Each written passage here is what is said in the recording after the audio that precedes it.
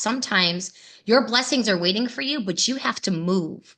You Mm. have to either physically move, evolve and move spiritually or emotionally. But in order to get that blessing, you have to make a move. And sometimes that is a physical move.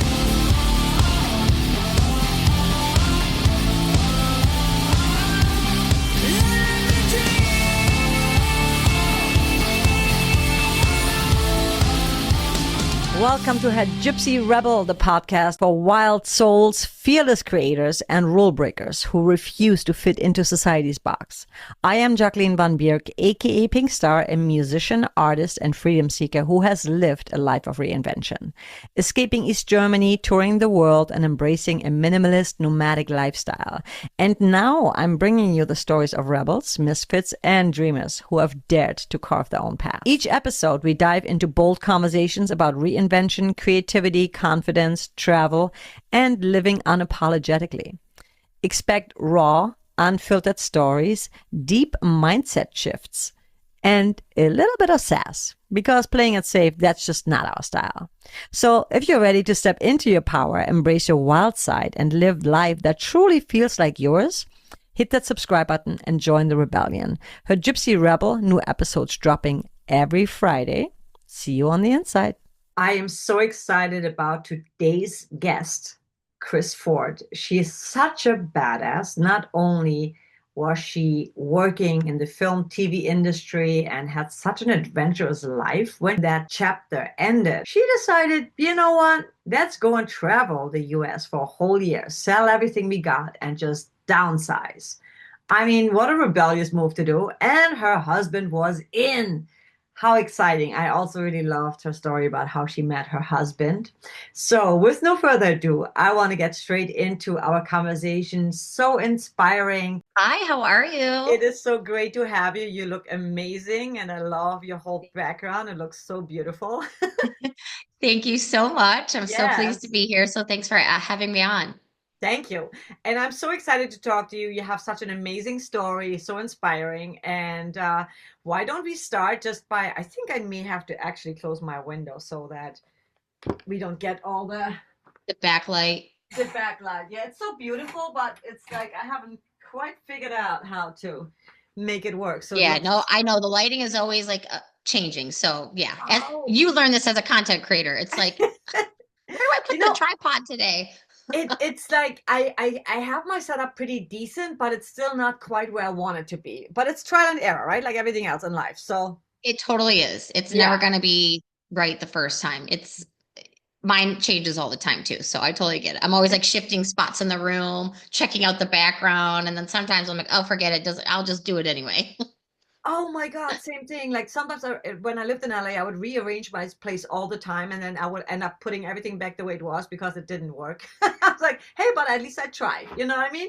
Oh yeah. Um, so why don't we start? Introduce yourself and your amazing story. We're just gonna start from the beginning. You know how you Okay. got to where you are. You're an adventurer. You've taken a leap, and you've also had an amazing career. But tell us about you so that we can hear it out of your mouth. Okay, so just a little background on me. I've worked over 20 years in television. I worked as a technical producer for some of the world's largest shows, red carpet movie premieres, presidential elections. So I traveled all the time for work. I was originally from Michigan. I lived there my entire career.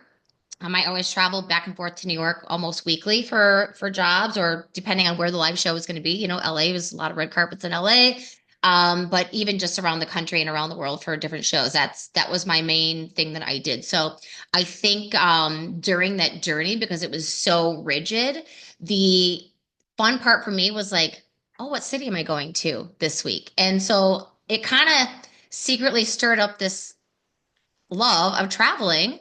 And because I was traveling for work, I learned to travel by myself. And so that was something I was used to, doing in my career. And then after 20 years of being in that industry, a couple years before I actually decided to quit, I started getting into more digital marketing because I could kind of see the change in the industry, the change in myself, what desires I had and the dreams I had. And so I started creating a digital business kind of on the side. And then after the 2020 elections, I just was like, I'm just done with it. Like, I don't want to be a part of it anymore. I don't want to do it. It's too stressful. And I just kind of spread my wings, but I wasn't really quite sure where that was going to take me, right? So this is the end of 2020. But by 2020, I had already been to Bali twice by myself on retreat. I had already gone to Costa Rica and done, an ayahuasca retreat by myself. And mind you, I had never even like I don't do drugs. I've never done any of that stuff. So to go into like this whole psychedelic space, even my husband was like, wait, you're doing what? What?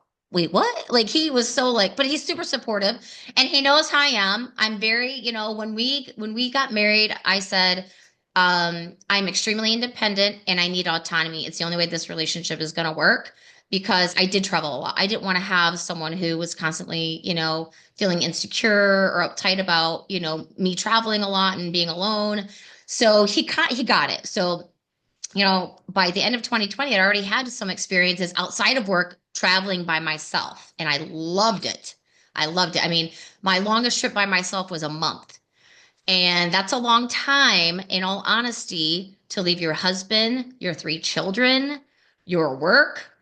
And I got a lot of kickback for that, obviously, because it was like, are you feeling okay? Is that responsible? What's really going on at home? Like a lot of those types of judgmental questions, which, in some aspects, I totally understand and can like respect, but I just always, if I felt it in my soul, I just honor it, and I think a lot of times as especially mothers and, wives, we kind of get stuck in this mindset that we have a responsibility. And so we have to make big sacrifices for our dreams. And I don't necessarily think we have to really live by that. It doesn't have to be so conformed anymore. So, um, again, at 2020, I had just quit that career and I said, okay, we're going to figure something else out. And by 2022, the summer, we just decided like, hey, we're kind of done. And my husband was totally in on it. My sons had already moved out. One moved to Charleston, one moved to New York, and we still had our stepdaughter. And we just said, let's just have an education of experience together. And because he's never traveled like I did. So we didn't do the whole like European or worldwide traveling, but we did sell 99% of our things. We sold our home. I sold my Mercedes. We sold all of our belongings except for a few things that we kept. And we kept one vehicle and it was an SUV and we packed just the necessities that we would need. And we just road tripped for an entire year. We went around the entire country. We even got like a national park pass. I had never even really been in national parks ever. We went to like countless national parks, and that was amazing. And so it was a huge risk. And when we said we were both doing it, again, kickback because it's like, well, you guys have careers, you have children. How can you do this? What's wrong with you? Have you had your hormones checked? Are you, you know what I mean? What are you hiding? It was like all these like judgmental questions. And it's like, it's not a negative, it's a positive. Like we're actually going to just honor ourselves and the things that we want to do as a couple. And thank God that my spouse was really open to that because he has always been a corporate guy, corporate America, working, and at the desk all day and, being on demanding calls and stuff like that. And so for him to leave that corporate space was also a really big deal because, people are like, well, how are you going to live? Where are you going to get your money made? What are you going to do? How's that even going to work? What about it was always like, you can't leave your family. You've been here forever. Like everyone's here. But I had this said to me many years ago. When I was getting popular in my digital business, this gentleman called me. He was a CEO of an association, and he said, "I'd like you to just come in and talk to me for a minute." And he said, you're never going to be a prophet in your own town. And apparently, and I'm not like super into like scriptures and I couldn't quote a scripture, but apparently it's something in the scriptures. And I was like, oh, that's an interesting theory. Like, and that's why he wanted me to come in there just to tell me that. It was really a weird foresight. And I get it now because that's 5 years ago. And I was listening to a podcast recently and it said, um, everyone is abundant and everyone has the ability to be blessed, but you don't necessarily get blessed in the space that you're at. Sometimes Your blessings are waiting for you, but you have to move. You Mm. have to either physically move, evolve and move spiritually or emotionally. But in order to get that blessing, you have to make a move. And sometimes that is a physical move. And so moving for us, has really just been such a blessing because obviously that year was incredible. And any questions you have about that whole year, ask away because it was so fun and it was very unfiltered and some planned, a lot of it not planned. But in short, that's really just our story. We just went from like being like hardworking hustler, willing to make happiness, right? Doing the willingness, the trying to make life happy. And we did all that and we manifested some cool things, but things at the end of the day, they are not what drive me. It is all about experience, Mm. culture, self-awareness, full embodiment, just like being in touch with myself and honoring myself when I need to. So that's kind of hopefully a short enough intro of like my short story in a little snapshot there. It is so incredible. I remember we both taken we both have a mentor course with Kathy Heller, and you wrote your introduction and you kind of wrote so like like a very brief story about this what you were just talking about. And Yeah. I just knew, I'm like, I want to meet this woman. Like, she is so fierce, she is so following her dreams and passions, and just what you were saying, people, it's so easy for us to think that, oh, you have to get a regular job, then we have to do the work, and we have to stay in this town, and we have to be there for everybody. It's just this people pleasing mentality, right? um Yes. and then people will Kathy Heller calls it the liars. right, and then they question you when you just want to follow your dream. Just your home, Yeah. check your hormones. And that's just so funny. But I Yeah. love not only that you traveled before, and I think that having a partnership, a relationship, it's so important to communicate, because letting the other person does what they want to do is so freeing, and it's also healthy in a relationship, because then you It are is. not feeling suppressed or like, well, if I wasn't with it I would do this, right? No, in a Yeah. relationship you want to support one another's dreams and goals and visions, and you guys did that. What's Yeah. interesting to me is that, so you worked in the film industry and you did all this traveling, but it's interesting to me that you were doing that being in Michigan. You would have, I would assume you would have moved to LA or New York, where you're way more like central to where all that stuff is happening. You want to kind of like, how did you get into that field, and how were you asked to maybe move, but you decided, no, I'm fine here at this moment?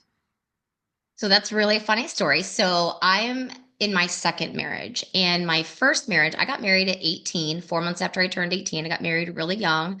And I didn't even get into the television world until my early 20s, like 22 years old, after, I was like getting my like, certificate and broadcasting my degree and stuff like that. And my first husband, he had a business in Michigan and we had family in Michigan, obviously. And he did not, I wanted to move to New York City. I had always wanted to move to New York City. That was, I still, when I see it, it's just like my heart melts. But I also, because I'm an adrenaline junkie, it's probably why I love that city so much because there's Okay. so much Yes. happening and I love that dopamine rush from it. So he just was not interested in doing that. That was not something that he felt in his heart he wanted to have. We lived on acreage. We lived in a one light blinking town, which would be funny. I would be like on, red carpet with Tom Cruise, and then I'd come home and I'd be like, it's like the Twilight Zone. You know what I mean? Like you go from this like super busy, high paced, incredible, like, just noise and activity to like crickets. And people didn't realize like that's how drastically different my work life versus my home life was. And he really was set in the fact that he liked having it private and quiet. And so he never wanted to move. So that's why I traveled. And I was asked many times to move outside of just wanting to do it on my own. And he didn't want to do that. And this is the funny thing. When we got divorced, 3 months after we got divorced, he moved to New York City. And I I love it. was like, what? And so I had already been doing a decade of traveling. So I was already used to it at that point. I had two young sons. They were 4 and 5. So one was, in kindergarten, one was in preschool. And I really needed the family to help being divorced. Like I really needed the extra hands. So I thought, well, maybe I could move. But then I was like, I don't know if I could do it all on my own, even though he was there, but he was also traveling a lot because he had kind of shifted gears in his business. So he started traveling a lot too. And I just didn't know what kind of support I was going to have. And I was already just going through the ups and downs of being divorced. We had been married for 13 years. You know, it is like a death when you get divorced. It's very traumatizing and difficult, even though it was the right thing to do. Um, so I did have a couple other options. After I was divorced, I had a couple of different, production companies that wanted me to come and, support specific high-end A-list talent that was on television at the time. And I thought about it for a minute, and then I just decided not to do that. And so I could have, I just didn't. And sometimes I wish I would have, but the traveling is fine because I get so addicted to that atmosphere. And, when you're working in that atmosphere, and it's such a transition from where I'm at now, I get addicted to working. Like, working is something I really love doing because I love creating, I love collaborating with people. So, I think it would have affected like raising my kids being in that Mhm. environment because I think I would have, you work a typical day on a set, 17 hours. It's a long day. Yeah. And so I think it's probably best that I didn't. But I had the chance. I never did it. So I just traveled. I just got on a plane and they would just send me wherever I needed to go from Michigan. That is amazing. That is so amazing.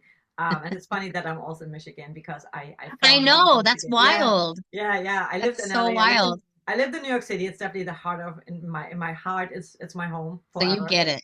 I You love going. get Oh it. yeah. And when you said that, I'm like, oh yeah, definitely because it's the stimulation. Constant. It's so much. It is. And you know what it is when I would take the bus, I didn't really like taking the train, the underground, like subways, because I would Yeah. feel like a little bit, I don't know, like it just freaks me out a little bit.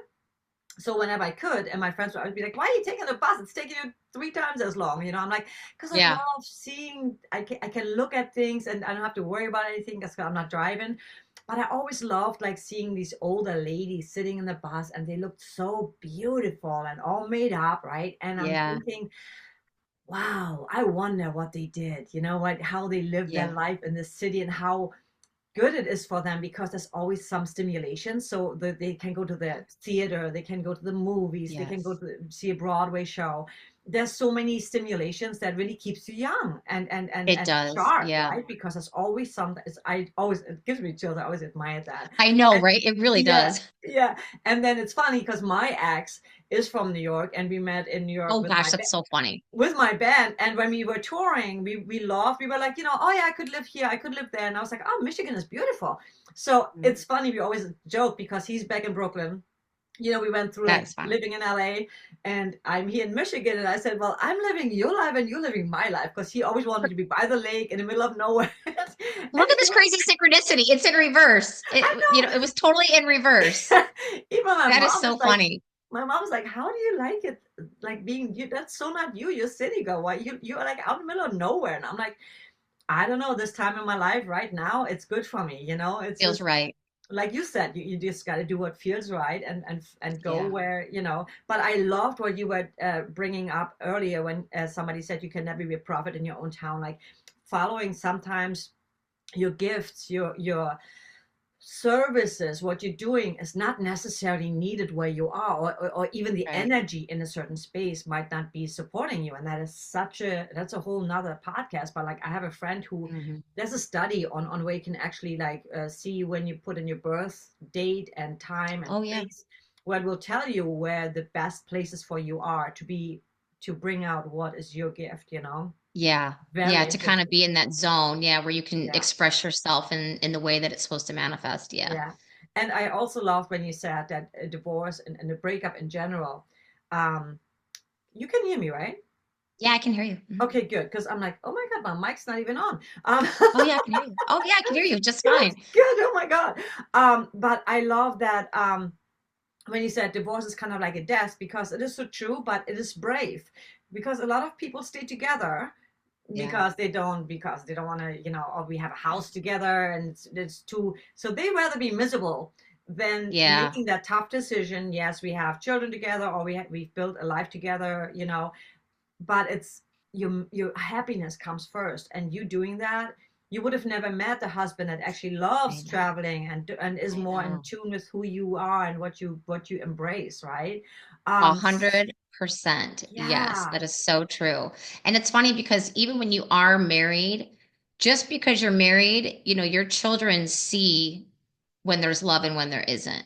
Yes. And if you want your children to really have a fulfilling life, like if it were in reverse and you're looking at your child and you saw that they were suffering or struggling or not happy, you would say, like, expand, then just expand. You can't expand until you let go of the old. I mean, that's just how it works, right? Mm. And so it is a big step to take, but I would not choose it any other way because my children, when I am remarried to my current husband, we are so loving. We are so affectionate. We are laughing all the time. We are so aligned. And in fact, we are actually starting our own podcast because we get so many people that come up to us and say, you guys have the best energy. You guys have this beautiful connection. I don't even know how to explain it. And people who are not even in the spirituality, manifesting, they're just like everyday people, like, we've just been watching you guys have dinner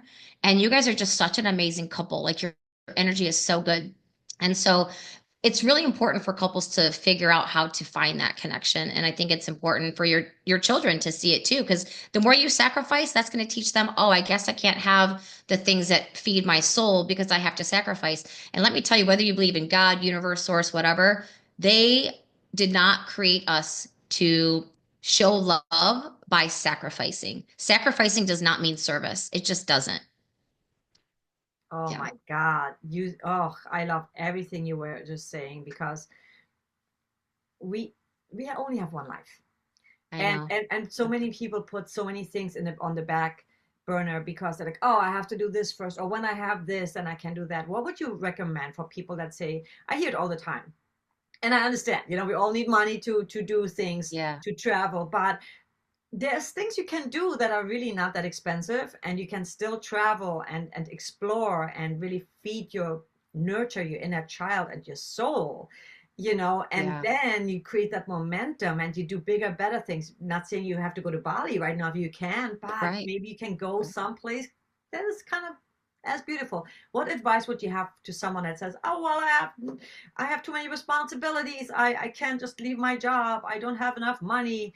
What would you tell someone like that? Well, probably a couple different things. I would say it doesn't have to be, like you said, it doesn't have to be an expensive trip. You can easily get in your car and do a road trip and go a couple hours away from where you're at and just explore a new town that you've never been to. What is so hard with taking a day trip to a destination that's maybe 2 hours away from your home that you've never been to? Like, open a map, do old school, get an old school map out on your kitchen table, Yes. like, move your finger around and just point and be like, okay, this is where we're going to go. Just do that. A day trip is so easy. You can pack a cooler, you can pack a lunch, you can create a picnic, and you can just, because listen, just going out and exploring and being outside, that in itself reinvigorates you so much. If you are feeling stuck, being outside is one of the best ways to reconnect with nature. And it's easy to do, it's inexpensive. You can do that in a 1 day trip. If you're single and you're like, I don't like doing things by myself, you know what? Then you have a codependency problem and you need to learn to be by yourself. Yes. And Yes. that's a different issue. So it depends on who would be asking me, but based on it, whether I know them or, I can read energy, so I can pick up on energies and I can see where things are kind of like off and where they're fearful or where they're attached. And so, I would say, like, maybe it's a codependency issue and that's why you don't want to go. Or maybe the people pleasing, like, I want to please my husband. I want to make him happy. I don't want to, piss my mom off if I do this, or my dad, and it's like, but you still have to be able to express what you need. And is it really you that's the bad person for wanting something? Or what about the person who is denying you of those emotional freedoms that are Mm. going to help you be a better wife or better server or better service in a business that you create that gives your whole household more income and more freedom? Like, what if that actually happened? And it's like you get into that spot and you go that whole hindsight's 2020, you're like, oh my God, why didn't we just do this sooner? You know? So I would just say, depending on who's asking me, either take a day trip and just do it, or learn to go by yourself and do day things because you will meet. It's crazy how, like, when I went to Bali twice and Costa Rica by myself, I no like intentions of like meeting a best friend or whatever. Millions of best friends. And this is what's crazy. Those people will find you. You will be out doing something and someone will stand next to you ordering something. You'll end up in this whole conversation the next day. You're at the beach with them, hanging out because they're also on a trip they live in Spain, but they're on this trip by themselves. And then you have this lifelong friend and that energy, you can't even design that. You can't even in your brain figure out how that would even be possible. It's created for you. It's already in the works. It's just like, and I love that piece of it. That brings up a memory. I was in Cannes for a music conference, and Uh-huh. I met some amazing people, and then I had to leave, and I missed my train. So I took the wrong train, had to come back, which freaked me out for a minute. And I was like, you know what? Just calm down. Just go back the way you get out the next station. You Yeah, jump back in. You go back where you just came from. right. And I was so sad. So I found a hotel. I booked another night. And I started walking around being so sad, missing my dog. I'm like, oh God, no, I missed I have to rebook my flight, which I think that was not the biggest deal. I was flying like it was a special or something. But I'm like, all right, let's just go in town, get some dinner somewhere, right? And I walk just like these little alleys that they have, which is so gorgeous with all these like little restaurants. And Yeah. suddenly I hear Jacqueline, Jacqueline. And I'm turning around and I'm like, there's all these people I met at the conference, and they come over here. We're just having some dinner Oh, and some drinks. Join us. And I'm like, no that's fucking amazing. way. And I Yeah. had the greatest. And then we went to a club and they were doing open mic, and it Oh, was the greatest night of all the nights I yeah. was there. And I would have, Yeah. everything happened for a reason. So what you were saying, Absolutely. allow yourself, especially when you're afraid to travel by yourself. And my mom is so scared of that. But I feel when you do that and then you've done it, you're going to be like, holy shit, I'm capable of doing that. And actually, I had a good Yeah. time because I didn't have to wait for anyone, or Right. somebody saying, come on, let's go. Maybe you wanted to Yeah. spend an hour in that store looking at clothes You or can. jewelry. Nobody, you That's don't have right. to listen to anyone or feel responsible for anyone else. It's just so freeing and so exciting. And what you said It in is. Bali, where you meet people, tell us how. So you went to a retreat, or you just went on a vacation? You went to a retreat, right? Mhm. Tell us a Yeah, little bit every about time when that. I go away, I love retreats. So I always do retreats. So I did a yoga retreat. I actually got certified as a yoga instructor, the 200, and which I love. So, that's a 30-day program, but we did like surfing and we, like had all these other things that we participated in, during that 30 days. And so I found retreats because I just like them. First of all, I love women's retreats because there's something very special about feminine energy. And I say that specifically because I run high in my masculine energy a lot. And I did that because of my career. And so I'm an alpha female and I run high in the masculine energy. And it is so exhausting to run from that space because it's just not my full passage, right? And so when I started gifting myself the ability to tap into my feminine instead of always being the badass rock star who's willing her way into every manifestation that even though I manifested it, it might turn out to be shit. And it's like, ugh, what was I thinking? Why did I want this? It's not as great as I thought. Instead of it being more an ease and flow. And it just it gave me permission to move into the feminine space because I didn't have to work hard. I didn't have to be something for somebody. I didn't have to perform. I didn't have to execute in a certain way. I just got to be me. And so I always focused on retreats that were women specific and that would allow me that space because I really needed that at that point in time in my life. I was getting older and I was burnt out really. And so to me, when I would travel, that would be my focus. So if anyone is looking to travel, figure out what is in your soul. You could literally find a group that loves to bicycle thousands of miles a day. Go find that group.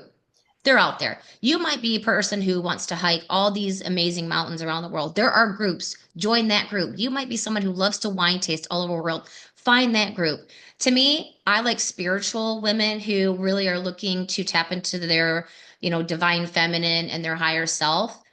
I just look for those groups.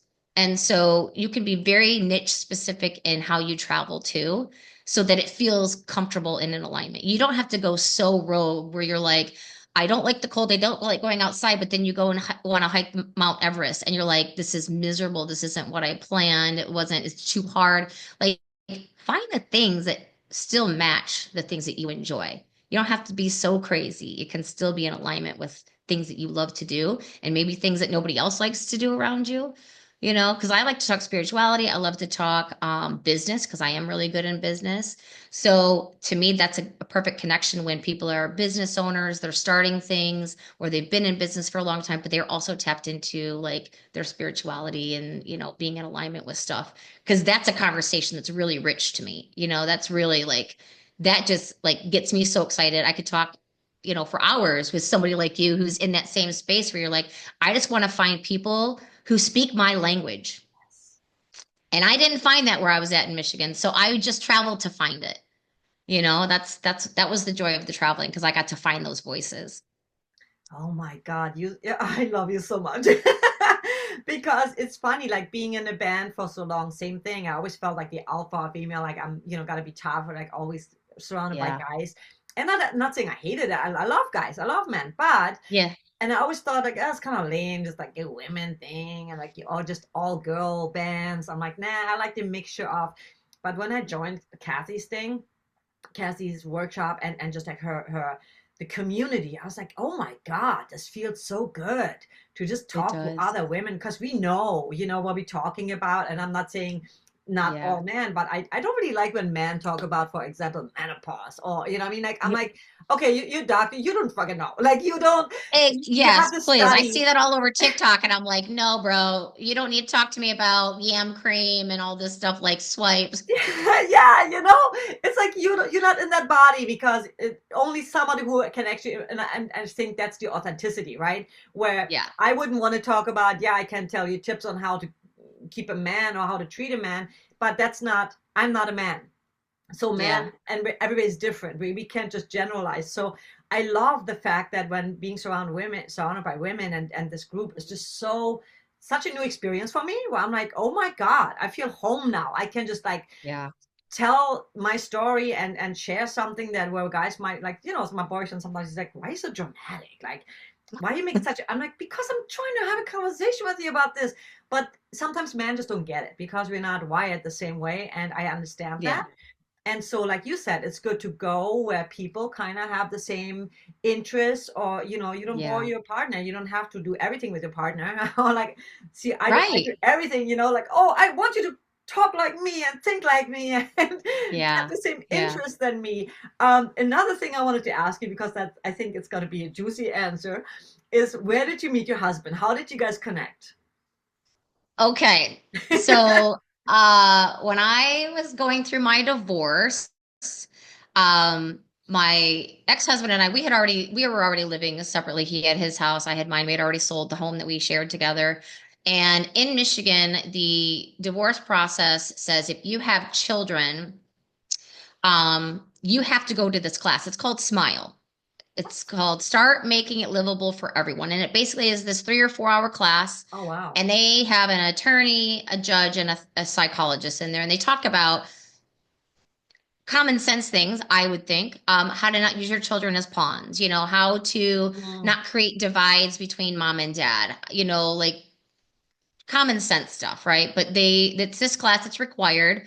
And it was really a sad class. Like me and my ex-husband actually went to it together. And I just remember looking around and I was like, there's got to be like 500 people in here. It was like really sad, right? That many people are getting divorced. And they run this class like one time a month. So if you miss it, you can't, the judge won't sign off on your divorce until you take that class, and you have to wait in the line at the end to get your certificate. Like you have to bring in this paper. And so this is back in 2010. So they might do it differently now, but when the class was over, Um, everyone's just like, it's so hot in here, it's so dry, like I need a beer, I need to eat, like, and I was like, me too. Like, and so it was my husband and I ended up talking, and well, it wasn't my husband at the time, but this guy started talking to me, and I didn't think anything of it. I mean, quite frankly, I was going through a divorce. I didn't want anything to do with the man. I was like, I'm just going to focus on my kids and my career, and I don't need anything else right now. I've already done that. And so he was just like, well, do you want to go get a beer? And I was like, sure. Well, where do you want to go? Like, there's probably a place right around where this class is. And he goes, oh, well, I live in this part of town. I was just going to go there because it's kind of like my Cheers. And I said, I live like a mile away from that. He goes, oh, well, where do you live? And so we found out we lived not even a mile away from each other. And so that kind of started the conversation. Honestly, we would meet on Tuesdays and talk about how our divorce was coming along.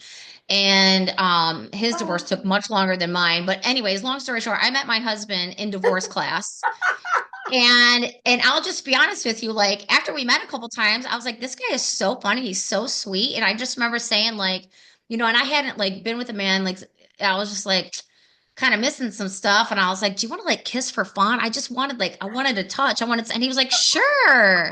And so like we're at this bar and we just like kissed and it was just like fireworks. Like, and I just remember being like, no, no, no, no, no, this is not happening. Like that doesn't happen. This is too soon. You're not supposed to be doing that. Your divorce is 3 weeks from being finalized. This is like, you got to take some time for yourself. And I was like, just resisting. I call myself resisting Kristen. I learned about her during ayahuasca. It's probably a whole nother episode, but resistant Christian showed up and she was not having it. And he was just so sweet. And then it was just like, here we are 15 years later, and we have the most amazing relationship. He's the funniest, nicest, kindest person I've ever met in my life. And I always say to him, what is it like waking up every day with that brain? Because he's always so joyful. I'm like, what's it like up there to live like that? Like every day you wake up and you're just like dancing in the bathroom with the Motown music on and like, because like I don't have that every day. My hormones every week change. So like I'm having a really good week, my progesterone's high, and then everything dips, and I'm like, eh. And he'll be in there every day just like singing, and I'm like, what's it like to live up there? But he brings me that joy because it's just a reminder how simple it is to change Yes. your physiology, how simple it is to change how your body feels. And some people are so tapped and tuned in and turned on by that, like they just get it. Kathy Heller talks about this all the time. Yes. Change your state. Yes. You know what I mean? Change the emotion and change it in your body, and your whole day will change. And he has really been the one who taught me that lesson. He doesn't even know it because he just has it naturally. But he's probably the first one that introduced me to like, oh, this is what happy looks like every day. I've never met someone like that in my whole life. So he's just kind of a joy to watch because he's just always happy. I mean, he just cracks me up. He's such a good person. That is so amazing. What a true love story. It really is. And It like, how honestly, it really funny. is. One I chapter ended and the other one started right. That is hilarious. That I is so. literally said, I was like, God, universe, whatever, like you have a terrible, sick, wicked sense of humor. Like, what are you doing? Like, seriously, like it's because, again, this is how a lot of us are wired. Everything's about linear movement based on certain behavioral or controlling things that we're told as a kid, how things are supposed to play out, right? It just doesn't. It's just not reality. And so if God or universe says it's time, then you should just, instead of being resistant Kristen, you should be, receive it, Kristen, and just be okay with it. And everything else, opinions, the way that you think it should be, just shouldn't matter. It just doesn't matter. Because if it feels right, you should just be like, thank you for this blessing, because what a gift, Mm, you know? I didn't mm. want to turn it away and I tried, but I just was like, no, like I think this is my person. This is really wild and crazy. Oh, So, but I had to get rid of the old in order for the new to be dropped in, right? And I learned also so much about manifesting that year because I had no money. I lost everything. And I just, I was like sleeping in this rental I had with no furniture. I slept on the ground with a blanket and a pillow for 6 months. And, it was so there was parts of our divorce that were not obviously very good. I left with what I had on my back. So, like when you're in that space, being in that survival mode, but also what I find really interesting, and anyone who's ever been through any sort of traumatic experience, a divorce, an assault, an abuse, even a job loss, a car accident, whatever, when you are like in the unknown space, it's funny how you can still just be like, you'll feel peace. Like I just felt, even though I had nothing, I felt at peace being by myself. And Mm. that ease of peace is actually what manifested all these things that I could have never even dreamed of or imagined, relationships and everything else, opportunities. And so even though in the physical, I looked really worn out, I looked not well, I physically didn't have anything in my home. I barely had any food in my fridge at that time. And just trying to like recoup from everything that had actually happened behind the scenes. And it was like, but it just showed up and it just felt so rich. And it was like, wow. So that surrender mode is really like, congratulations, like your gifts are coming now. It's like when you can finally just put all of the trying down and just be okay in the space that you're at, even if it feels ugly, it looks ugly to everybody, to you. That is when the universe is conspiring for you, and it's let it do all the work. We don't have to work so hard. It really is just out here waiting. It's like a dog outside a window, like looking in, like with its tongue, like wait till you see, wait till you see, wait till I come in and like hug you and lick you. Like it's gonna be like this big love fest of things that you didn't even know were gonna happen. And so, yeah, that's I just again I met him in divorce class. He's just taught me so much about expansion and um, joyfulness and just being allowed to receive without having to effort so hard. Mm. So that's just been a real gift. And obviously it's transpired, in the recent years with all the travel that we did and the risks that we take in order to do that. But it was so worth it. I mean, if anyone could do it, I would say just try it. You can always go home. You can always go home. You can always go back home and buy a place in your neighborhood and live the life that you had before. But I think once you get going, other things will show up too. So, Well, what you mentioned with experiences, right? Because when you don't mm, get outside and experience life, you will always be stuck in this little world that is just it's not very stimulating, right? And you become this. I always say like little robots, right? People just go to their job, they yeah, come home, they sit in front of the TV, they get programmed, by yeah, whatever they see. They don't even think for themselves. Then they make their dinner, whatever they have, whatever their routine is, and yeah, rinse and repeat. And to me, I mean, some people might be content with that. To me, it's like, oh my God, like if that's what made me leave LA, because I was thinking my life was not bad, but I was like, if this is what it's going to be 10 years from now, same park, same people, same place, same routine, everything the same, I can't do that. Like that's yeah. so depressing to me. Same. I There's cannot so live much that way. world. There's so much world out there. How did it feel when you had this big house you had with your husband that you have now, and you guys just decided, you know what? You were like the kind of starter, right? The fire starter. You're like, hey, Yep. let's just travel and do something. Kids are out of the house. We don't have anything. We got financial somewhat security. Let's Mhm. just do a little bit of exploring, and also I think there was a lot of bonding, probably you guys just like Yes. doing all these amazing little adventures. Where did your adventure start? Where did it end? And where was maybe a point where you were like, oh, maybe that was a bad idea, which I don't think it happened, but if maybe it did at some point. Like sometimes I sit there like thinking, oh man, I had a really nice place in LA. Like I wish I had my big space right now. But at the Yeah. same time, I don't. And how did it feel? Because we also both love minimalism, right? We love Yeah. like you mentioned, like things are just things. And the more things you have, I feel the more things you have, they can really hold you down and slow you down, because Yeah. it just so much stuff that you don't even use. How much do we use? Even like a house. I used to want this big ass mansion, and now I think about it, I'm like, yeah, it would still be nice. But Mhm. you gotta clean that.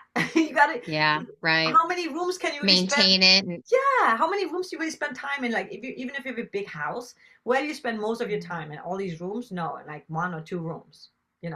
So yeah. how did it feel to you, like when you first decided, let sell it all, let it go, And because you told me you don't have that much clothes, and neither do I. And I love it. I love No, it. I don't. Yeah, we just got rid of basically everything. So this is what's really funny. And when I look back now and there's signs in my life. There are true signs that I look back and I go, did that's a sign that I didn't know was happening. So basically my whole adult life, I would have beautiful things, big things in the house, buy all these things. I wanted all the things, right? And then I would get overloaded and I would just get mass rid of stuff. Like I am not a junk collector. I don't have mass amounts of things. I've never had that, but I would have modes where I'm like, purge, just a big purge all the time. And my ex-husband would always laugh and be like, so where's like all the cups and all of this? And I was like, oh, well, we only need a few. So I just kept a few. I took the rest to, the shelter or whatever. And he would be like, why do you do that all the time? Like, why did you just get rid of stuff? But I was like, if I even felt like it was cluttered in a cabinet, I would be like, oh, like I got to get rid of it. Not all the time, but just I'd go through these phases, right?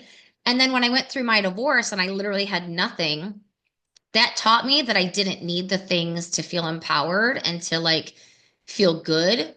Granted, it was very difficult during that time and it was embarrassing and it was again like a death, but then I just felt judged and then I just felt not good enough and and again going back to a different standpoint where it's like here I'm on a red carpet or I'm at the White House and then I'm going home and I'm sleeping on the floor.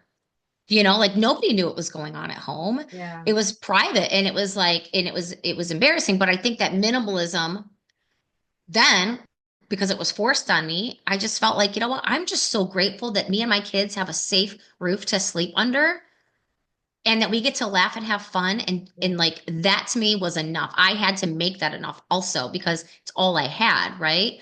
And so moving forward, I've still always just kind of been someone who doesn't need a lot of things. I've had it all. I've had the beautiful big lake house, the Mercedes and the Louis bags and the Prada shoes. I've had it all. Which I loved it, but it's not like a necessity for me. Like, if you were to meet me here, people like they know me. I always have a hat on and I have flip-flops on. I mean, that's my outfit. Okay. Like that's what I wear on a daily. Okay. So the one thing I do have an excess of is hats. Okay. I can't even believe I came on the show without a hat on. This never happens. So take a picture because it just doesn't really happen that much. I always have a hat on. I love hats. And, so I think when we decided to move and get rid of things, I didn't have that attachment to material stuff. It didn't really matter to me at that point. And the excitement of traveling far outweighed things. So it was like, if I had the choice, no, I'll get rid of everything. And it's funny because when we did a 1 day estate sale and I mean, we had so many people show up that day for this estate sale because we always did have really beautiful things. And people lined up with flatbeds and U-Haul trucks. I mean, they were coming ready because, I mean, the whole house was for sale. Like, it doesn't matter if it's on the wall. You can buy it, take it off the wall, take it with you. That's And I awesome. remember my dad was the one kind of writing all the things down in the price, so he was kind of keeping a tab of everything. And I remember he started taking, he's on page 2, and he was like, "Hey, Kris, are you sure about this? I mean, you're really sure about this? Because like, I mean, I don't know. I can't believe you're actually doing this." And I was like, "Yeah, I'm okay with it. Like, yeah, we're doing it." And he's like, all right, because they wouldn't do that. And my parents also, they've got a couple houses, they have a lot of things, and they keep a lot of things. I don't know if it's like the age, they're the boomer era, so they, keep all the things. And it's like, you guys haven't used it in 20 years. You probably don't need to keep it in the shelf in the basement anymore. But so it's very different for people to, I think, get rid of things and eliminate and just live minimally. But you have so much more freedom that way. And sure, there are times when we've gone to events and I'm like we went to a charity event the other day and I didn't have a nice dress for that. I was like, oh, I don't even have anything for that. I had to buy something last minute, like because I needed it. But I was like, oh, that's so funny. I don't even have anything. I don't even have anything for that type of an event. So but you just get used to it. And I think it's more freeing when you can just get up and go. And it's just like a little bag. And also, when I worked in television, near the end of my career, I could just tell I just didn't like it anymore. I mean, this is how, okay, I'm going to tell you a story I've never told anybody, but my husband knows this. So I literally got to a point where I had to wear dark. Like when you're doing a live show, you wear blacks. You wear everything's black. Black shoes, black pants, black shoes. So that when you're off stage, they can't see you. And so I would I would travel in my work outfit. So I would leave like let's say on a Friday, the show would be on a Saturday, and I'd come home on a Sunday. I literally would leave in my outfit because I had by the time I got there, I was waking up at 3, 4 in the morning anyway to be somewhere, and I'd be there all day. And then I'd take an early flight home so I could get home with my kids. I would throw 2 pairs of underwear in my purse, my toothbrush, and I'd be like, all right, let's go. And my husband would, because I used to travel with all this luggage, my hair had to be perfect, my makeup had to be perfect. And by the end, I was like, screw you. You're lucky I show up and I brush my teeth. Like I'm just here to get this show done for you. And I got fresh underwear on. So you're lucky there. Like, you know what I mean? But I got that's how minimalist I got, where my husband was like, that is just wild because he saw me when I was working a lot and just traveling with a ton of bags and all the stuff to where I was literally like throwing 2 pairs of underwear on my toothbrush in my bigger backpack purse. And that was it. I was like, I'll survive off of this for the weekend. Like, so there's always been signs through the years. So moving was just not a big deal. But what we decided to do, and I know you had asked like how we started and where we ended and if we had any regrets in between. And so we did have a couple stops that we did have pre-planned for the whole year. But some of it was really just where we were driving. If it felt inspired, we would stop. So we, again, from Michigan, we kind of went up through like Iowa. We went through Wyoming, parts of South Dakota. Wyoming was exceptional, like just so beautiful to drive through. And I had never done like a driving road trip across the country ever in my whole life. So it was just phenomenal. Then going up to like Yellowstone and into Montana. One of our unexpected trips, we were driving through the Grand Tetons, and it takes your breath away when you come up on those mountains. It is awe-inspiring. I was like, oh my God, babe, we have to turn around. We have to go see if we can find a place to just go eat lunch and just stare, right? And he's like, okay, so we turn around, we end up going down this little road, and we found this little lodge that was right on this lake that overlooked the Tetons, and it had these little cabins. And I was like, oh my gosh. And we did have to be in Salt Lake City the next day because my husband was technically still working at the time, and he was meeting a client in Salt Lake City for like a face to face because he had never been able to do that because they didn't really send people anywhere because it was COVID. And so we only had one night, and we went to this lodge and we're sitting there, and they had like these little boat rentals. And I was like, do you happen to have any boats available? He's like, no, we don't. We're all booked up. It's our busy season. I was like, totally get it, no problem. And I said, man, I just wish we could stay. And so we went into the lodge, and I said, do you happen to have anything like available? And she goes, you know what? We actually have one waterfront cabin, and it was like the most beautiful view. Wow. So we get this cabin. I'm like so elated that we get to stay overnight. I'm just happy about that. And I had forgotten. The guy said, I'll take your license if the next uh, pontoon people don't show up. I'll have everything ready and I'll call you. And if not, just come back when you're done, getting your cabin, and you can get your license back. But I'll have everything filled out. And I was like, okay. And I come back, and he goes, okay. He goes, two things really strange. He goes, your license, I'm from that town. I grew up in that town. I was like, oh my gosh. So he was from where we lived, right? And he lives out there now. And he goes, and this is what's wild. He goes, our mechanic just called me and said the pontoon that we had sent in 7 days ago was finished, and they were bringing it over right now. He goes, so you guys can have that. And so it was like everything just worked out so perfectly. So like the travel would have all these like amazing synchronicities, and like it just so magical and so good. And then we continued on through like Utah, which is we stayed in Kanab. We stayed in like a glam tent in Cave Creek, which Oh. loved that. The stars were amazing. The caves were incredible. So we did a mix of like you know, Airbnb, but we still did like the cabin and the tents and like, living more of like the rustic sort of things on the journey. And then we stayed in California for a couple months, and then we went to Arizona.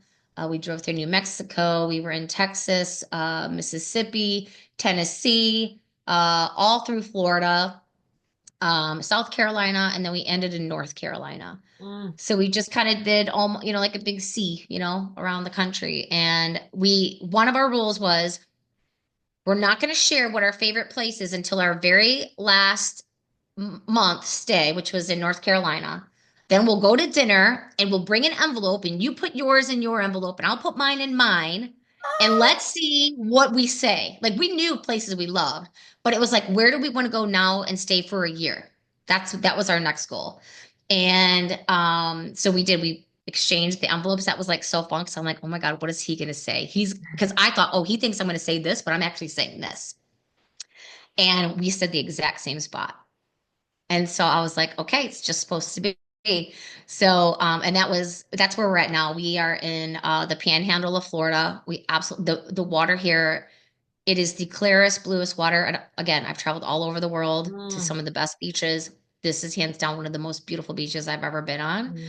And my thing that I really wanted for my soul, I know some people really love mountains, which I did love the mountains. The water is very healing for me. And I just knew I had to be by the ocean wherever we lived. I really needed that. And so we're 3 minutes. I take a golf cart. I still don't own a car. Okay. I have a golf cart. That is my mode of transportation around here. I That's also have a awesome. little beach bike and I do have my two legs and they do walk miles and miles every single day around here. But I just, I go to the beach almost every day and I walk the beach because I love being barefoot. I love that feeling, Oh, being yes. grounded and seeing the sunrise and just the beautiful water. And like, I always count how many good mornings and hellos I say on my walk because this is probably one of the friendliest areas. And it's usually anywhere between like 18 and 27 good mornings and hellos because that's how many people I'll pass and everyone's always like, good morning. Hey, how are you? And I started counting because I'm like, how many times do I say hello before 9 a.m.? It's a lot.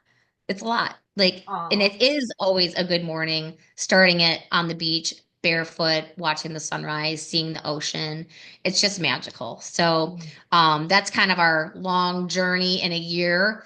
There was one time where we had some shifts in our stuff. So my husband always worked for corporations and he was a remote employee and had been a remote employee for like 10 years. And he actually got laid off. They got rid of his department while we traveled. And for him, it was very difficult because he is so used to having a very structured day. And, I'd already transitioned into my day starts with me I love mentality that. because I was able to do that.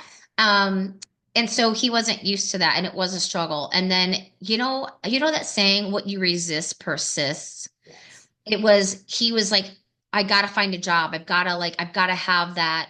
I don't want to just live off of what you're doing. I gotta have my space and do my thing," which I totally understand. But again, that's how he's wired, right? How the brain is wired and what he feels is that linear way of doing things, that very Newtonian way, cause equals effect. And it's like, no, you don't have to be so structured. So there was a time where like he wasn't finding anything and then he was like stressing even more and it was like starting to dampen the trip. I'm like, you need to just let it be. Like give yourself a little resolve and just you're not being present now. You're not enjoying the trip, you're not being present and we took the opportunity to do this. Don't let that experience ruin this experience. And so it finally just, moved past that point. He ended up opening up his own business and doing his own thing. And now he has more freedom because he gets to do the things that he actually loves doing, and he's got his own time freedom. So it really was a gift, but there was that little time where I'm like, okay, bro, like it happens to a lot of people. A lot of people get laid off. It's just a new opportunity for you, but don't put your blinders on because then the opportunities are actually out here lingering. You're not going to see them because you're so focused on what you don't have. So but nothing in terms of like where we traveled or meeting people, all of that was so fun and so good. And you forget how good people are Yes. and they're everywhere. And also when you are in that headspace where you are just living and you're letting your light shine, you attract and find those same people. And I just said, man, it's a nice reminder that people really are good. They really are. And they want to help and they want to say hello to you and they want to say good morning to you and they want to be seen also. They want to be heard. And that is like, oh, that's so refreshing that, it doesn't have to be in my neighborhood where I know everybody. It's all over the world. Just take a walk and just smile at someone, say hello, and it makes your day, it makes their day. And I wouldn't give up that whole year and everything that we've done since then because it's just been amazing. And it's just been such a huge period of growth, like emotional growth. You learn so much about yourself when you're living in a very oh, what's the word that you use? I'm losing my thoughts. Gypsy rebel, kind of Yeah, when you're living just minimal, life on your just terms of minimalism. Yeah. yeah, and when you're living in such with minimal things, but yourself, Yes. oh my God, like that's when like the true gifts and the true sharing come out because it's like that's what you have at the end of the day. I would That is your say, gift. yeah. Oh my God. Like what you said, said about people just being so nice. That's why I love the RV life so much because when you're at an RV campground, everybody there loves nature because that's what they love. Yes, and yes, and a lot of times it's couples, and I think it's so cool to see, like, I mean, even if you have a bigger RV, it's still a small space considered, considering like a big house. And I always thought that was so sweet and so cool how people just love the idea of having not that much but having just enough to be comfortable doing the fire at night, having nice dinner, traveling a little yeah, bit while their RV is there, and just having these great conversations and their stories. All Some of them, they've been all over the country. Like, yes, this is so enriching, and I feel that that is, to me, at least for us, right? I mean, my mom lives in our town. She grew up there. She was born there. She wants to die there. She loves it there. And yeah, sometimes she's like, who are you? Whose daughter are you? Because I'm like, yeah. I can live out of my suitcase, which I've done. And I feel this is so enriching. And if you are on the fence, just give it like you said, give it a try, because you can always come back home to where you live. Like, the town Yeah. ain't going nowhere. you Or know? just go to that one town that's an hour or 2 hours from your house that you've never been to and just Exactly. spend the day exploring. That's a great way to get your feet wet. Yes. It's not so uncomfortable when you do it that way. You still got your safety net, you got your home an hour away. You don't have to spend money on a hotel or a flight. Yes. It's even minimalist in cost, because you can pack a cooler for those types of things. Yes. But it helps you get your feet wet. It helps you get comfortable, exploring spaces that are away from your house. I always told my kids when they were younger, I said, well, a couple things. I said, first of all, don't get married till you're 30. Like, give Yes. yourself some time. It was more or less say, like, don't do 18 like I did. Okay, like that was Yeah. too young. But I always told them, I said, don't get married till you're 30. But I said, you need to travel to 2 states that you've never been to that you'd like to go to, and you need to travel out of the country to a country you'd like to see, and you should do all three of those by yourself. And so far, they've done it. So Agree. it's kind of neat that they're being adventurous as well, because I think teaching them, number one, you don't have to be so codependent on somebody or somebody's opinion, more or less. And that you don't even know what is out there until you go and explore it yourself. Exactly. You just don't know until you see it. And my one son, I remember him saying like, "Oh my God, I didn't know that it was so beautiful out here." He was in this area and I was like, "I know." Until you get out and you physically see it for yourself. And now in fact, he changed his Instagram recently where it says nomad. And I just started laughing because Nice. he does. He's got his pickup truck and he drives everywhere. I mean, he lives in Charleston, but he goes to state parks all the time. He's been to Virginia. I mean, he's been all over the country just driving, taking his little road trips. He went to Canada for years, like by himself, up to Banff and Calgary. And I was like, I am Yeah. so proud of you. And you know what I love? He's going to be 21. He didn't call and say, "Hey, mom, do you think this is a good idea?" He trusted himself to enough to have the awareness to go, this is what my soul needs, and I'm going to honor it. And I don't have to ask permission. Because, so many people, even in their 40s, I'm 46, where they're still like, well, my mom, she lives a couple streets over. And, it's all these excuses of why. And it's like, I'm so glad that my kids, even, they live on their own and stuff, but they don't feel the need to be like, hey, mom, what do you think? They're not looking Mhm. for my advice. They're living from here. They're living from here instead of here. And they inspire me almost like, oh, that is amazing that at this age they get it. Because it took me a long time to figure that out. It did. It took me till I was like 40, you know, to really start traveling on my own and doing that sort of thing. So it's always neat when you see people doing things that you didn't think to do at that age. But you're a great mom, and so you're a good role Thank you. model where they see, all how strong you are, first of all, all the things you've overcome. And I think that has an impact on your children where they see, oh, my mom is super independent and she just trusts her. And even through the hard times, we all go through that, but the way you handled yourself and took care of them, I think that has a lot to do with it, probably.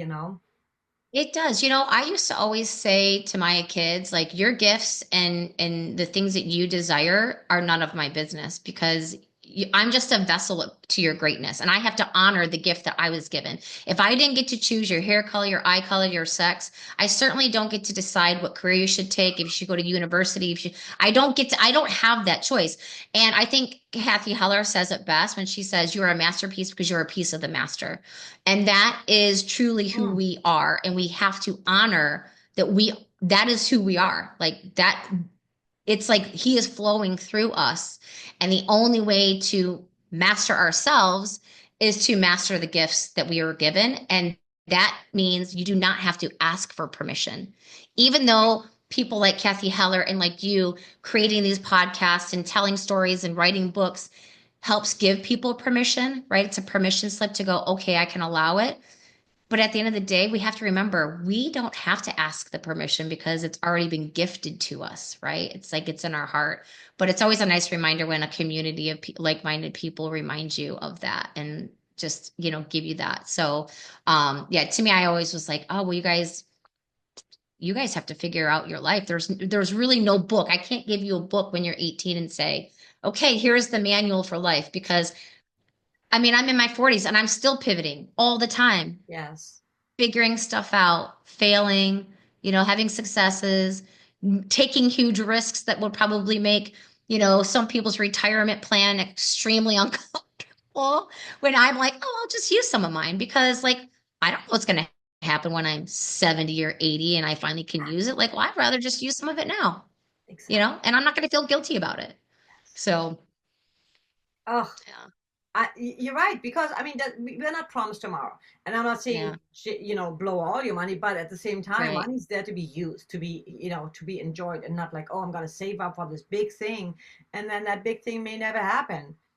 So Yeah, enjoy, yeah, live in the moment, and I love what you said about your children because I think when parents try to tell their children what they have to do, you have to go to college, you have to. I want to be a doctor because I'm a doctor, or to yes, be a painter because I'm a painter. It's like, let their children, giving them that freedom, that they're going to be so powerful and so impactful because they are free thinkers. They're coming hmm from a very authentic place where they know, this is who I am, this is what I want to do. And like you said, we obviously always explore new things, try new things, because not everything's going to work, but at least we're going to give it a shot. right. Because how would you know? Yeah. Speaking of Yeah. that, tell us about your Yeah. digital business, because you Oh, went you, sure. you made So, a career change. yes, I did. So I've always, because I worked in production, I always am very techy. I'm obviously equal parts creative and analytical. I mean, that's just how my brain works. I've always been super creative, but my family very analytical and like you. So I really tuned that really sharp as I, got older because it was required of me at the time. You know what I mean? But the creative side and the analytical side work really well. So when I worked in television, I always did a lot of production, editing, creating social media things, doing public relations, product launches, and being a part of all that stuff. I was able to help brands, whether they were big brands, celebrities, whatever, or even just small like mom and pop shops, local businesses, service-based businesses. I've been teaching how to like run Facebook ads since, oh gosh, probably like 2015, 16 in there.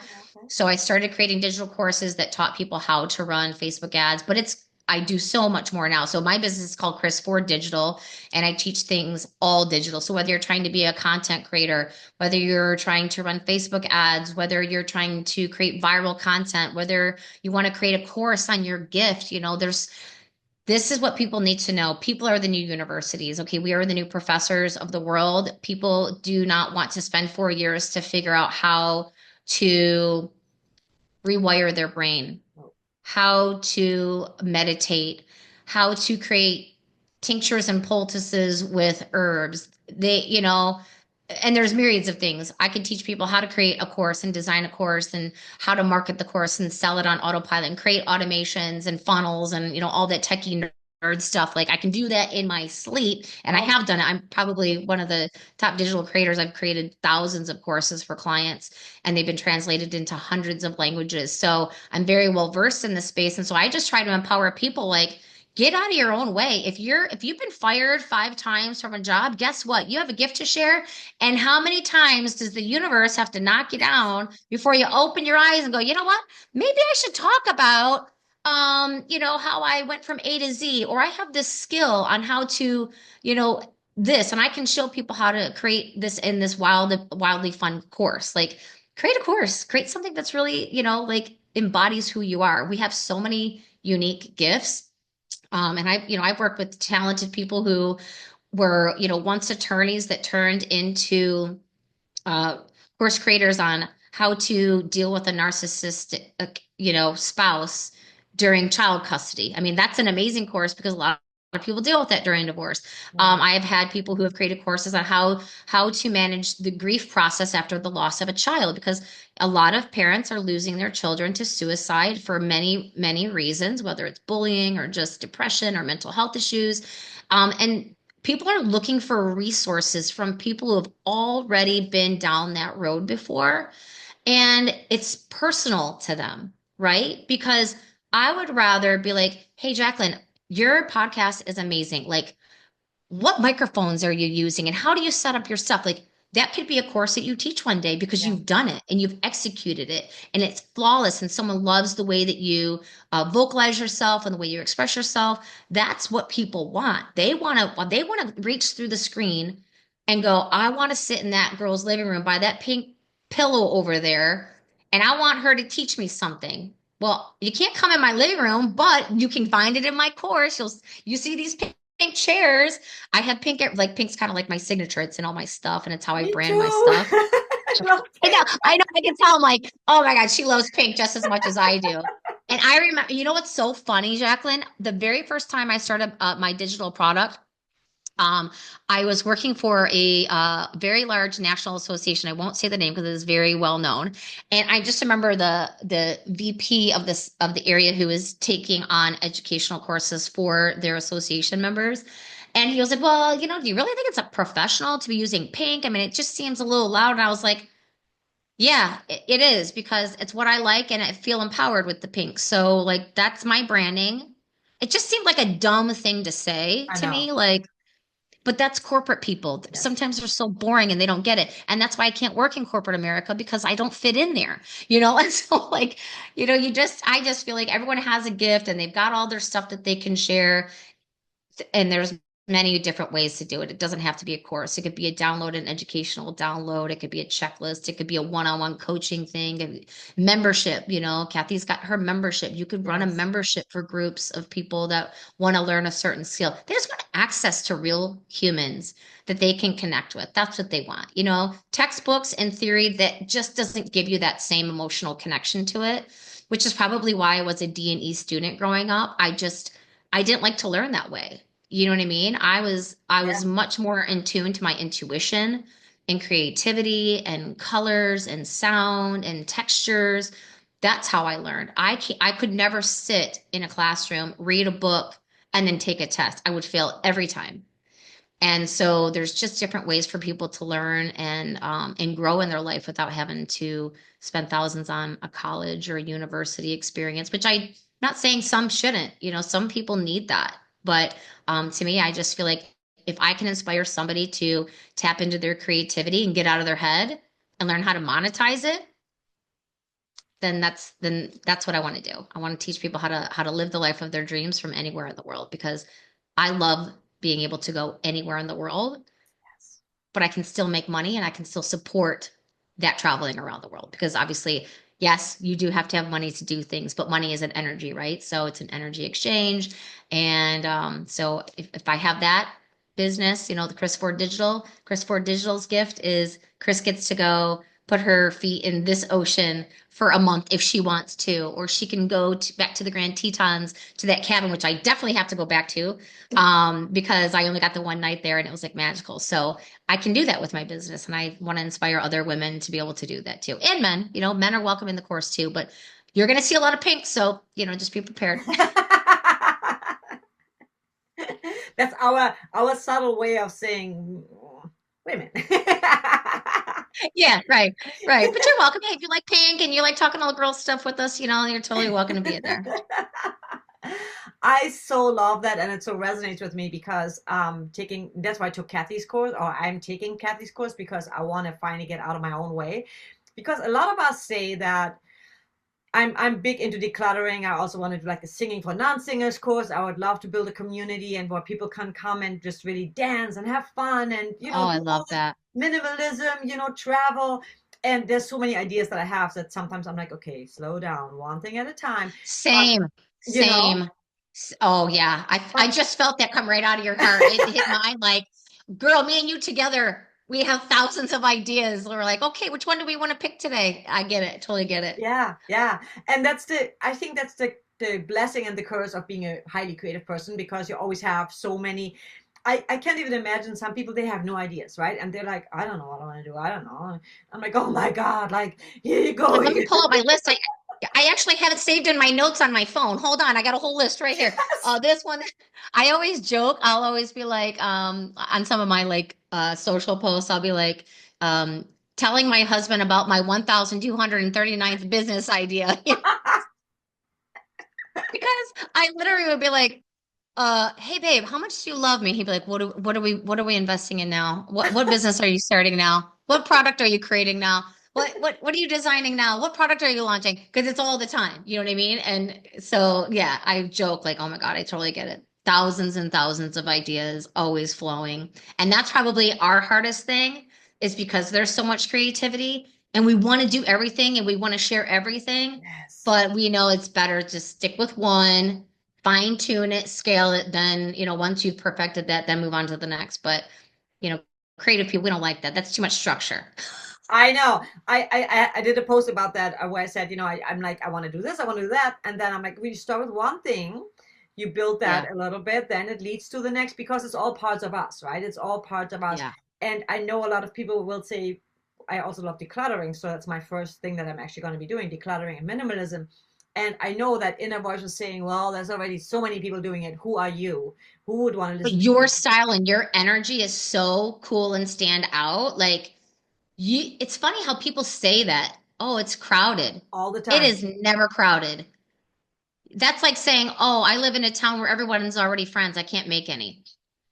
Like you will always find a friend. Like you will Yes, always find someone that you click with, that you jive with. Like so, like there's always space for everybody. exactly. You just have to come with your own flair, your own personality, your own style. Exactly, because we're all unique, Yeah, and I know. it's the same business, but you are a different person. So I love that you said I'm probably gonna have to work with you because you are like so good with business stuff, and that's what I want to Oh, do thank because you. I think for anyone who wants to do the RV life, who wants to travel a lot, once you find that thing that you can do from anywhere, how beautiful is that? And then you I get to know. work and you get to enjoy life at the same Yes. time and you don't have to be stuck in this one spot. And again, nothing against people that love that, but for me and for you, Right. it's just, Right. I it never felt right. And I love when you Hmm. said that about when you get fired and it's the universe, just, everything's a sign from the universe. Even relationships. I think sometimes people stay in a Yes. relationship and they know it's not right, but they are codependent and they're afraid that oh, I can do it on Holding my on for own. dear life. Yeah. Yes. Holding on. Hmm. And then once you let go, bam, you go, and you meet your husband right then and there. Like, I oh, know. it's I know. anything can happen once you let go. And I loved when you said that. And I wanted to emphasize that again because that was so awesome when you said, just like trusting and not being constantly, I forget what you said, like you gifting yourself the permission that I am Yeah. allowing myself to let things come to me, even when I have nothing, even when I'm sleeping on the floor right now and life seems like it's totally falling apart. It just Yeah. reorganizing everything. It's grounding me again, ground zero, starting over, you know Yes, it is. I think it was Gabby Bernstein in one of her books. She said, if you can just send it to the universe, have them reorganize it, and they will send it back in the way that it's supposed to come back. Mm, And again, from someone who worked in such a fast-paced, adrenaline rushing, very analytical space for so long, it's hard to tap into that because it's hard to trust that because you're always willing. You know what I mean? You're always trying to do everything, right? And it's like they're up there like, no, no, no, no, no. You don't have to work so hard for that. Let some of it flow a little bit and be a little more easy. And so it does take time if you are transitioning from being someone who lives a very structured life to wanting to be more minimalist. Even just being more organized can help your brain organize itself so it doesn't feel so overwhelming, especially if you're stuck. I think if you were to just go on social media just for what you're trying to do with your organizing piece, and you just showed people and you just talked about people, if you're feeling stuck today, I want you to open up your junk drawer and do this and do like a quick thing of it being organized. And I'm telling you, people, because first of all, people they do want to be told what to do because they want transformation, so they'll do it. And that little thing, that cleaning out that drawer because they've felt stuck that day because maybe their relationship has been kind of in a bind, them reorganizing that drawer while they were focusing on that task stopped their brain from overthinking and creating an emotion that maybe may or may not be true. But it can like dissolve some of that. And again, it kind of just sends it out to the universe. Let the universe reorganize it while you're organizing your drawer. And then when you're done, you might feel differently. If anything, you'll just feel better because you're not sitting here in this analytical mind, like ruminating over thoughts that are making you feel worse. So I think that part of the minimalism plus the organizing will take people who are in that stuck space and teach them, hey, you got to get out of your head. So here's what you're going to do. If you need to be so busy, why don't you just go organize your shoes? Or go organize your hat closet, Kristen. Go, go, go clean that drawer out that's been, hard to open because there's pens jamming up on the top that the drawer won't open. Like, go do that and yes. then see how you feel afterwards. You probably won't feel so stuck. In fact, you'll probably feel like you've cleaned out some things that are energetically causing some of that stuckness in your life too. So I love Mm, that you're going to do that. I think that's an amazing thing because so many people are very messy. yeah. So many, and I know because I have a lot of friends. I go in their house because, especially because I travel and I have so little, and I'll be like, oh my gosh, why do you have a set of 24 plates in your cabinet? Like, why do you have so many plates? I mean, it's just two of you. Like, well, we only run the dishwasher once a week. I'm like, why would you have to run the dishwasher? Wash the two plates and put them away. Like, Exactly. stuff like that. Like And it people feels don't so realize that good. Cleaning is actually very healing, It's like so therapeutic. organizing is very healing. Oh, I'm so, yeah, you're totally getting it because you're the Yeah. same, you're a creative person. Because I feel it also opens up your creativity. And I like to do it Yes. as a creative process because then you're still creative, right? Because now Yeah. you kind of organizing, that is a creativity.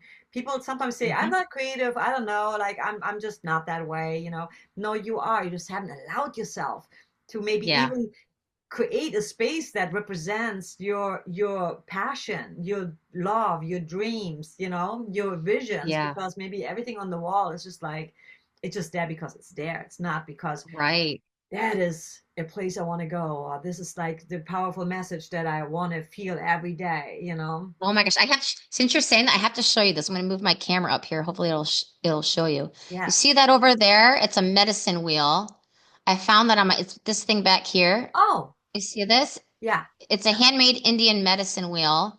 And that was one of those things where like when you find something that's like this is just a rental, but I hung that up because it's like it's a tribal piece and I've got Indian in me and I touched that thing. I found it in Arizona and I touched it and I just saw like years of I don't even know what it was, just changes of people's like generations. It was like magic, this wand, this thing.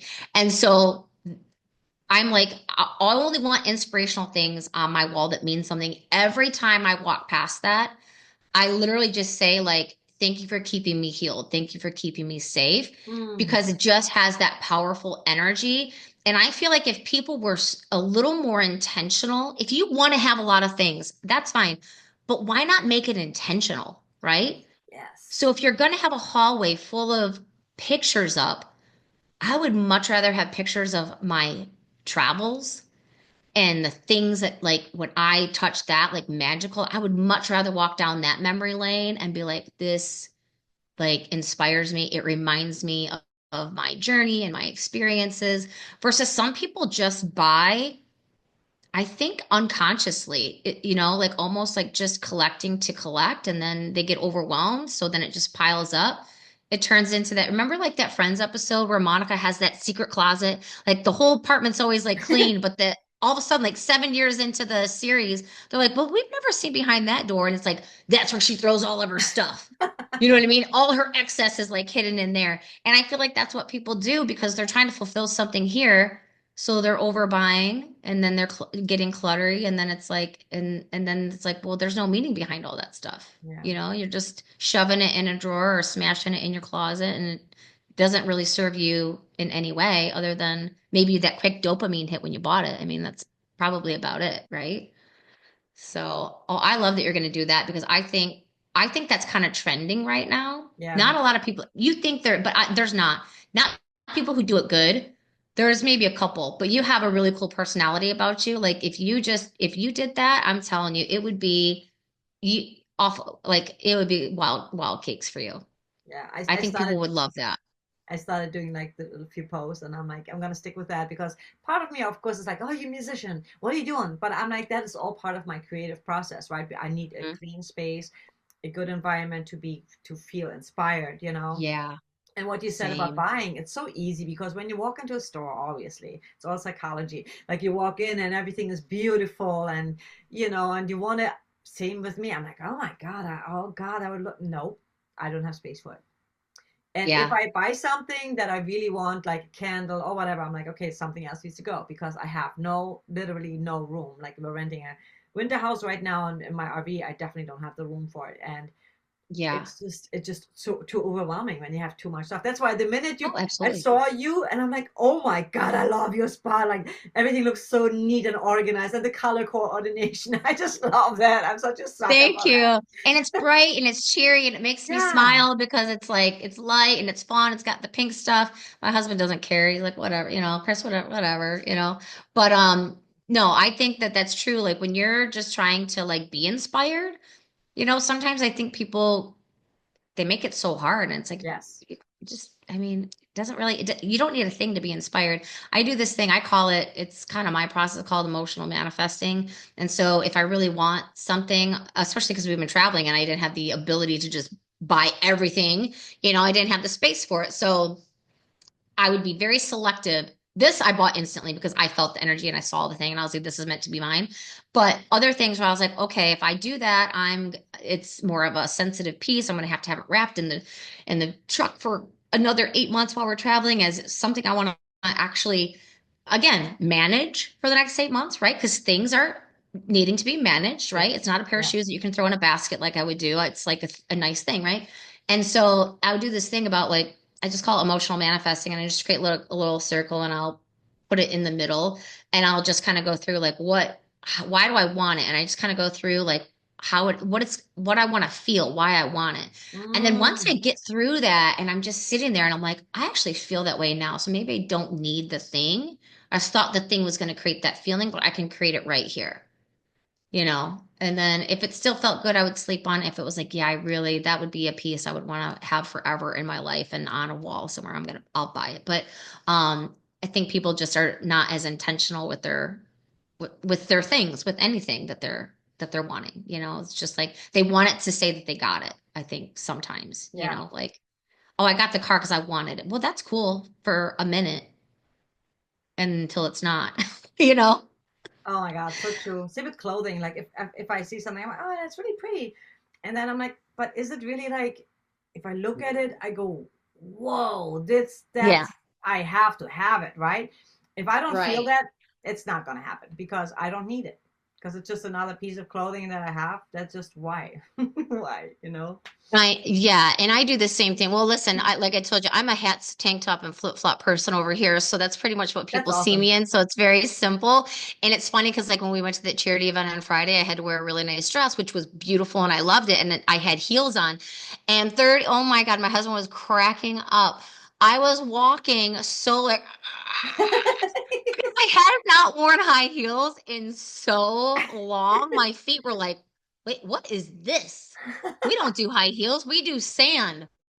And so it was just so funny that, the things that we'll do for little things like that. But yeah, just that little shift in things and you're like, oh, I kind of feel uncomfortable. I mean, it's nice, but oh, I guess, it's not really who I am at the end of the day. I Yeah. can handle it for a little bit, but yeah, I was screaming. I was like, "Where's our table? I need to sit down immediately. My feet." He's like, "We barely walked in from the parking lot into here and you're screaming." I was like, "Yeah, this is not gonna be a short-lived night with these high heels on." So, it's just funny. Life is just fun. You just have to have a good time with it. Exactly. It's all there is to it, right? Enjoy it. Exactly. As we're wrapping it up, just a Yeah. few fun questions. What is one of your favorite meals and one of your favorite beverages that you kind of like pretty much have every day? So every single day I wake up, I mostly just drink water. But my morning go-to, because I don't drink caffeine, I don't drink coffee, I don't do any of that stuff. Oh, I just have never liked coffee or any of that, so I don't do it. So I get up and the thing I make a big thing of water and I put Celtic salt in it, the mm, fine ground pinch of salt and yes. lemon, and I drink that every morning. It is super amazing for hydration. It's really good for skin. I'm kind of a skin nut. Like I am like a nut about my skin. So I make sure that I'm always like doing things that are very hydrating for my skin and, keeps it, in better shape than probably what I would be if I just drank Coke or whatever all morning. I don't do that stuff, but that's my go-to in the morning. My favorite food, you're probably going to die laughing at this, but if I literally could only have one food to eat for the rest of my life, it would be beef jerky. I love beef jerky like no other. And in fact, my dad growing up, so we only ate what we hunted when we were growing up. So I learned how to hunt at a very young age, and that's what we ate. We would go deer hunting, and that Wow. would be our meat for the whole year. My parents didn't go to the grocery store to buy meat. We ate what we fished and what we hunted. That was it. And so that's Amazing. probably why I live in my masculine a lot because my dad really pushed, it's all girls really, we were out there cutting wood and mowing the lawn and hunting and, doing all those things. So I just love beef jerky. He would always make beef jerky and just I can smell it right now just thinking about it. I love beef jerky. It is just the homemade one that my dad makes. That's what he gets me for Christmas. He brings me a bag of his beef jerky. It is the best Christmas gift Awesome. a girl could ever have. So yeah, that would be my go-to. That's awesome. And I love that you mentioned the Celtic salt because I heard a lot about that as well. And I was going to say, you should never just drink water. You should always put something in to make Yes. it to absorb the body absorbs it better. And Celtic salt is supposed to be like the even better than the seed the Than the Himalayan. Yeah, because it yeah. has 82 minerals and it has three magnesiums in it. And the three magnesiums kind of work in conjunction with each other. So they're really hydrating. So a lot of people will say, I drink all day, but I'm always still thirsty. Well, because the water itself, if you're just peeing it out, it's not getting into the cells. And the only way for it to get in on the cellular level is through magnesium. Magnesium is the only thing that can penetrate the cell so that the water can actually nourish it.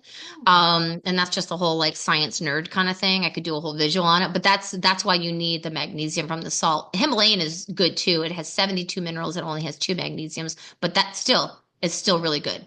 Iodized salt, don't even buy it. Don't even put it on your table. It's not good for you. It's actually not good for your heart. It does strain the capillaries, where the Celtic salt actually is good. This is a wild thing.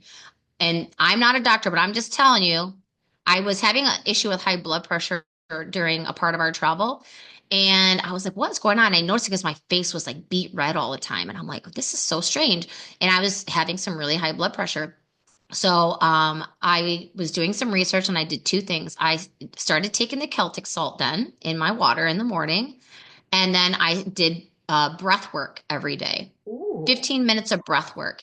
And so this is how high my blood pressure was, like 167 over 97, very high. And within 3 weeks, I was at 124 over 84. And so I was like, so I've never stopped the Celtic salt. My blood pressure has never changed. I still do breath work, not every single day like I was on a super system with that, but I think those two hand in hand, it elevated all that. And so I just highly recommend, keeping your body hydrated with those types of things, and don't dehydrate it with all the sodas and all the sodium processed microwave. I don't eat that stuff either, but it's really Mhm. hard on your body. Yeah. Mm. Oh my God, I'm so glad you say that. I feel so bad. I know a lot of people, including my mom, who is on a high blood pressure medicine, and I'm like, oh my God, you can solve this naturally. But I'm not a doctor, so I can't really tell her. And her Same. doctor Yeah. does not like when I talk about that because he thinks I'm crazy because I'm holistic, and I have a Same. Yeah. natural doctor that I go to once a year or twice a year. She's all holistic. And that's a whole nother podcast to talk about because that's just crazy how manipulated the industry is and how we're being, really a lot of people just being Absolutely. so fooled into and really they are like the legal drug dealers, the pharmaceutical industry, where people get hooked on it and then they don't even know how to get off of it. Yeah. What is your biggest pet Absolutely. peeve? My biggest pet peeve? Yes. Oh gosh. I guess it can't really be one now because I don't really have a car, but I used to hate pumping gas. And so I have run out of gas a lot of times. You did. It's embarrassing, quite frankly. Yeah, that's how bad I hate pumping gas. I probably like when my kids were little, I think my little boy, my youngest, he's got to the point where he would watch for the light to come on. Mommy, mommy, the light's on. We need to get gas, mommy. Because yeah, it's terrible. I know I sound like bad, but I would like, oh, I'll just go to the next one. I'll just get to the next one. So that probably can't really hold true anymore because I just use the golf cart and I plug her in. So she's good there. Uh, what would be my pet peeve? Oh my goodness, that is such a great question. Oh, I th I think on a personal level because I work so hard to like not be that way anymore because I used to be a people pleaser also, is when I still have friends, and again, I'm 46, and I still have friends who will say, oh my gosh, my mom would die if she knew. And it's like, why are you still so worried about your mom or your dad? Like you don't need permission. I had someone yesterday, we were talking about something, and she's older, and I was like, well, why is he getting so upset? I'm kind of confused. She goes, oh, well, he's kind of like a father figure to me. And I was like, yeah, but you're also too old to be trying to please a father or a father figure. Like if you wanted to go and do something different, why is it why does it feel like you had to get permission to do that? That to Mm, me, that's a pet peeve when people make excuses for like denying themselves mhm, the things that they want. mhm, Like we're getting to a point now where we have so much access to everything. We can't keep using the excuses, you know. There's so many opportunities, whether it's different careers where you can move, you can work remotely, you can create a business so easily. You can build a business for free right now. yes, This, yes, you know, yeah. we're having an enlightened conversation. It's worth millions of dollars, but it doesn't cost anybody anything. So that's a monetizable business, you know? So I think that I just maybe I'm getting older and I just don't really like excuses as much anymore. Probably because I don't tolerate it for myself. So when I hear other people like the energy is an excuse. That's what the energy comes off on the body, and you're just kind of like, ugh, it's touching me. Mm-hmm. So Don't true. let your energy touch mine. I don't do that. Yeah, I feel like I always say like I'm allergic to drama. Like I don't like when people just like are so dramatic, and when you try to give them some advice because they kind of obviously wanted it, but they didn't really ask for it. So I learned to just like not give advice anymore. But I Yeah. know people that are just constantly complaining, and I'm like, oh, I can't be around that. Like you're such a Same. I victim. just can't. Just Yeah. step it up, change your life. Oh, but I can't because it's all of these other Right. people and blaming and shaming. And I'm like, no, no, I can't do this. It's no, You're uh, like, okay, well, you should probably read Eckhart Tolle's book like because you're gonna get slammed in the face. Yeah, like get you off said, me. I'm like, Your oh, like energy's touching me. I don't want that on me. because we Your are all excuse is energy. touching me. So true. Where can people find you and reach out to you? Certainly. So, my handle on every social media is Kris with the K, so Kris, Kris Ford Digital, and it's krisforddigital.com. I have all of my programs, my contact information in there, but you can find me on Facebook, Instagram, and TikTok. And if you have any questions, they can DM me. They can also visit my website, or they can email me at hello@krisforddigital.com. Perfect. Thank you so much. I could talk to you Thank for like you. another 5 hours. I know when I get chatty, it's like I can just talk all day. And it's so funny because I feel like you and I have a lot of the same energy. We're super Yes. social, Yes. but secretly we're introverts and we like to be by ourselves.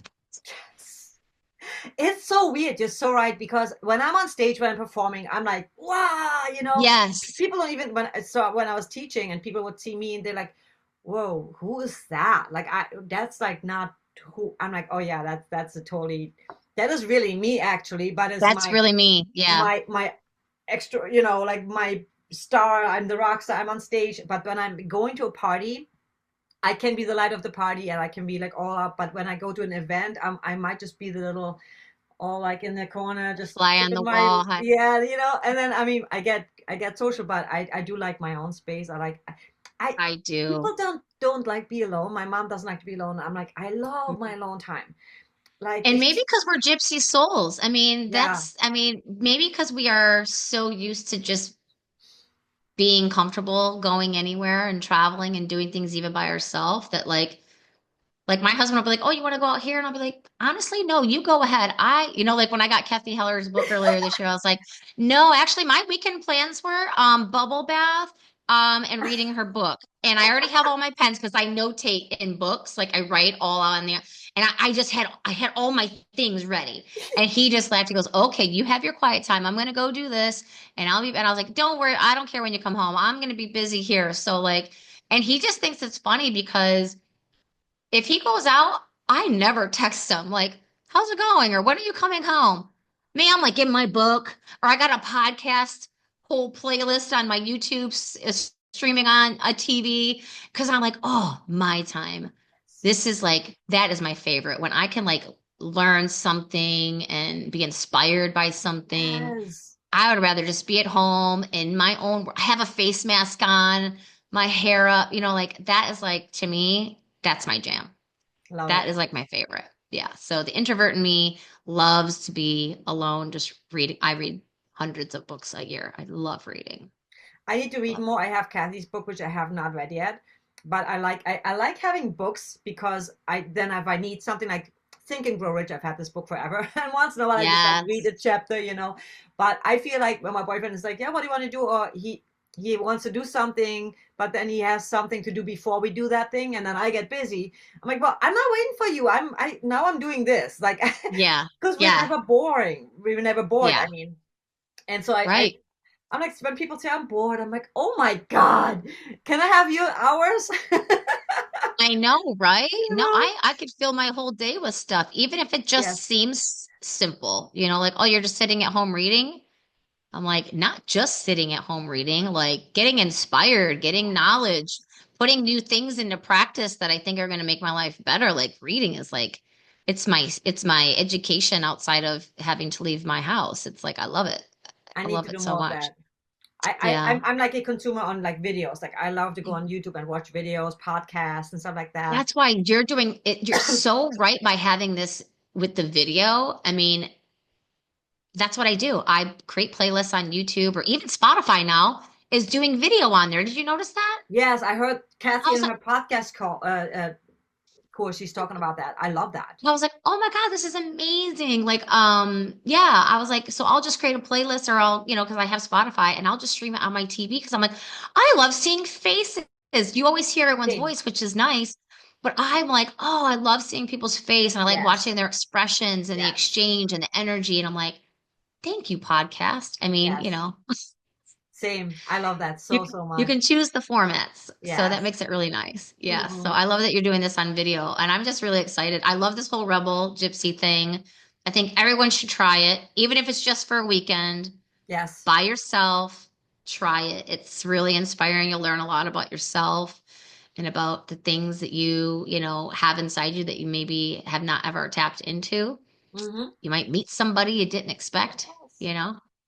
And like that's what I do. Like once a week, I do like even if it's for an hour, 2 hours, or a whole day, doesn't matter. But to go someplace I've never been because this is Yeah, like just it expands. You know, it you get does. to see something new and you get to experience something new, and it's just like we don't want to. I don't know. Like for me and for you, for us it's probably normal, but I think even for someone else it's like it's like little fears that you might overcome by doing that because you're doing something slightly uncomfortable or even going a different route to work, right, where you just Yeah, I don't really know where this is going. I know it's going where I want to go, but I don't know the area. And suddenly you just, yeah. oh my God, I didn't know there was a park here, or like a little, you know, fountain or Yeah. waterfall. You know, Or the Grand Tetons. Who knew that those big boys were here? I mean, I didn't crazy, know. I crazy. would I would challenge your audience to do this. This would be my challenge to your audience. I love it. If they have ever considered, or maybe they don't because they're like, I could never do that.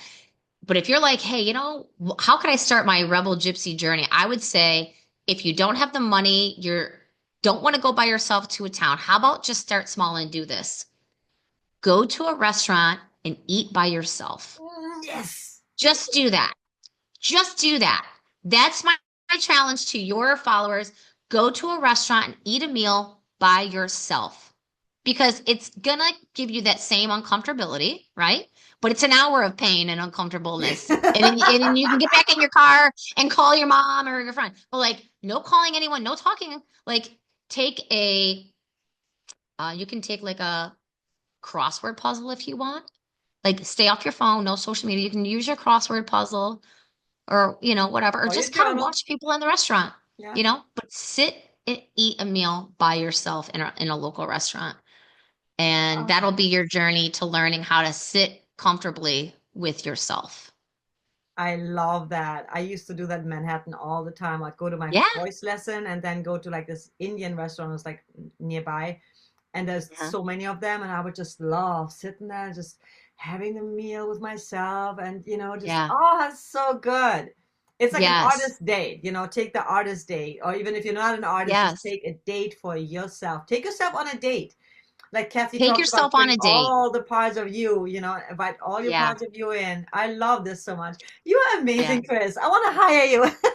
You are too. I'm so grateful that you asked me to be on this. It's been a fun journey and the fact that I get to actually share it with you and your followers, I hope it'll be inspiring for them. I mean, it's been a journey for me too. I didn't just, wake up when I was 18 and go, I'm gonna backpack Europe like Yeah. some people are so inclined to do. And I love that they're so like, adventurous like that at that young age. But I'm in my 40s and I did it. And, you're never too old to change and shift and try new things.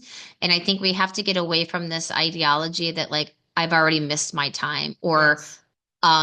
it's too crowded and I can't because everyone's doing that now and it doesn't fit or whatever. It's just not true. Like, we always can evolve and change and we have to. I mean, if we're not evolving and growing, then we're not learning. I think Tony Robbins might have said that, but that's true. Like the moment you stop, you're not learning something. And we are not inspired when we're not learning. No, We're just not. no. So, And that's yeah. when I believe that's when people get depressed and get like, they give up because they just, there's a this saying, if you're not growing, you're dying, because it's just like, Yes.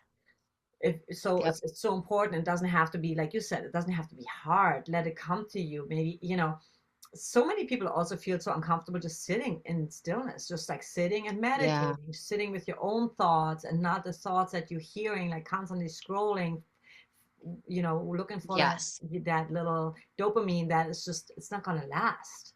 But Yeah. to find And I something get it. I still meaningful. struggle with that. I Oh, I still do struggle too. I do sitting too. by myself Yeah, and meditating and doing that. I really do. And that's just the honest to God truth. And I've been learning how to meditate for almost 10 years now. And it's like same. I'm like, I'll have a hard day and I'm like, I can't, Yes, just can't get into it. And so, you know, it I takes just say, time. well, just try later, Yeah. No, I'm try so later. with you because like the other day I was like sitting, I'm like, I was trying to meditate, I just couldn't I'm like, my mind was just like, oh no, no. I'm like, okay, what you need to do is do nothing. You have to Yeah. first calm yourself down and get a Yeah. quiet spot, and then you go and do the work. And sometimes it's really challenging. It's the It same as is because the yoga. body is the mind. Yeah, and the Yeah, body is the mind and we don't realize what's stuck and hidden in there. And so, that first tickle of the foot or, the hair that all of a sudden you feel like is in your ear, like all that seems to show up and then you're trying to pay attention and it's like, no, pay attention to me. Let's distract you, Kristen, because you resist everything. And so like let's distract you to get you out of this. And it's like, yeah. oh, Kristen, what are you doing? We're all human. We are learning, we are evolving Yes. constantly. And that's the beauty of it, because, and the awareness of knowing that, okay, this is what I need to work on. This is what I'm still struggling with. And I wouldn't even say struggle with it, just like part of my growth. And Yeah. that's normal. So nobody is perfect. I mean, me wanting to do my declutter thing, I'm still sometimes my place is messy, but I Yeah. know how to clean it up. And so it's just nobody's perfect, and we are all here to learn from one another and inspire one another, because that's what life's also, like you have this amazing husband who's just like, when you're feeling down, you're like, man, I gotta get some of that energy, I and you know. find, Like, what's it like living in that brain of yours? I love that. And I think that's like Yeah. having people in your life, or having just like knowing that, hey, I can just like smile and change. My brain might now think, oh, something good is going on here, because I changed my, Yeah. something so small can make a huge difference. Yes. Or what you Yeah. were saying in the morning, saying hi to people. I love that. Like, I love Yes. just like waving. I wave to everybody. And Yeah. usually when I'm walking my dog, I'm like, hey, hey, hey. It is. It's nice. And it stops me from overthinking on my walk too. I pay attention and then my focus is the next person that comes up, hello or good morning, however, whatever comes out. And it kind of just distracts me from like, you know, because I don't want to go on my walks where it's like my spiritual time and start crafting my to-do list. I don't want to do Right, that. right. Like that's not the time for my business to-do list to be organizing itself. Love it. My me mornings are designed to design me and make me feel better about my emotional state. Like that's my me time. I can sit when I get home and get ready and I'm in my workspace and I can work my list then. So it's like I had to teach myself, what can I do to like stop this, constant analytical mind, who likes to overwork. I still struggle with it. I haven't been, in television in 5 years, and I still struggle with, wanting to create that systematic day design. And, some days it works, some days it doesn't. So the hello and good morning stuff kind of keeps me from, because there's so many people out walking on the beach. It keeps me from having to Love create it. that list and design all this structure for my day. So, you just have to find what works for you. It doesn't again, it doesn't have to be so linear. No. Your way works beautifully for you and my way is what works for me, and that is okay. I think people should be inspired by what people are doing, but they shouldn't look to them as a roadmap from point A to point B. You still are on the journey yourself, and it has to feel in alignment with what you're trying to achieve. They're just here to inspire you. It's not supposed to be the way. Strategy is a small part Hmm. of getting from point A to point B. Everything else is an energetic state. Mm-hmm. 80% is energy. Ah, thank you so much. This is so much. Man, there's so many gems Oh, in this interview. This oh, conversation. thank you. Well, This is I'm so amazing. excited. I'm just so pleased that I got to meet you. This is like such, I love the theme. I think the theme is going to be so fun. I can't wait to like plug in and subscribe to everything that you've got coming up Ah, because I'm sure you're going to have some amazing people on the show because there's so many yes. people who are changing their lives and getting into this whole, gypsy soul travel thing because we just can. I mean, that's kind of the gift of COVID, I think. I mean, Oh yeah. you know, I just go, wow, like people may not think so, but what a gift because it really forced us to do things differently. And I I think kind of it's very smirk. effective. Yeah, I always smirk because I'm like, I think that plan didn't work out the way they wanted it to work out. No, it didn't. No, it didn't because people got wiser, they got smarter, they got more independent, they started trusting themselves more, started asking more questions, not only about outer things, but inner things. Yes. And they were like, Yeah. I can do work from home. I don't need to drive in like 3 hours in traffic, you know? And Yeah. companies realized, yeah, we don't need to spend that money on office space when we can just meet Nope. once a month or whatever works for them. So I Yeah. think it's just like everything always happens for a reason, and to always look for the positive in even the darkest hours. Yeah. And yeah, being just more independent and living life on your terms, because that's what you we came here to do. You know, we didn't Yeah. come here to be like little sheep running all the same and then being chased by the wolves and eaten by the Yeah. wolves. You know?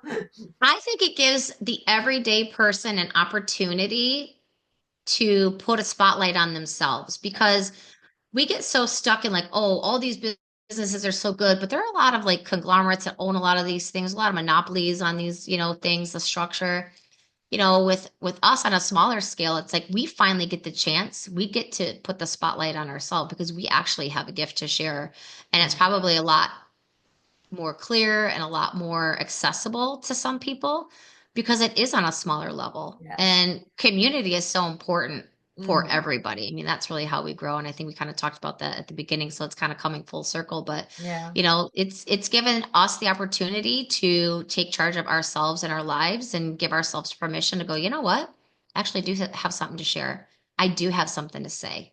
And now that everyone as a collective, I feel is doing it again, that's that permission. Like, well, gosh, if she can do it, she's got 3 kids and she's running around looking like a hot mess, but she's still showing up on Instagram with that bun in her hair and spit up on her shirt. And she's got 1 million followers and people just love to, like, how amazing is that? Yes. You got women now making so much money sharing things online that doesn't have a big balance sheet to it, Yeah. right? Yeah. And she's just showing up talking about her day or her baby stuff that she's bought, whatever, like Yeah.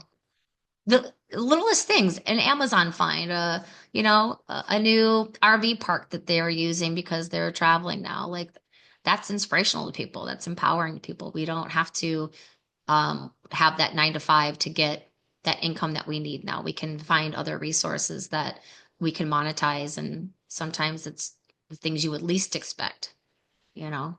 Heard So some crazy things from Kathy where I'm like, oh my God, somebody's making like $1 million selling cupcakes. You know, who would think I that? know, It's crazy. I So know. everything is possible if you really have the vision, and if you're really being authentic, and you really coming from that place where you know that it's a very honest and caring place to share, Yeah, and not just like, oh, you know, because I think a lot of people just come from that money, like, oh, this could make me a lot of money. Nothing wrong with that, but if it doesn't come first from something you're really passionate about, you're going to burn out and you're going to feel like absolutely. Yeah. so It's not phony. gonna it's not Yeah. gonna transpire the way that you think.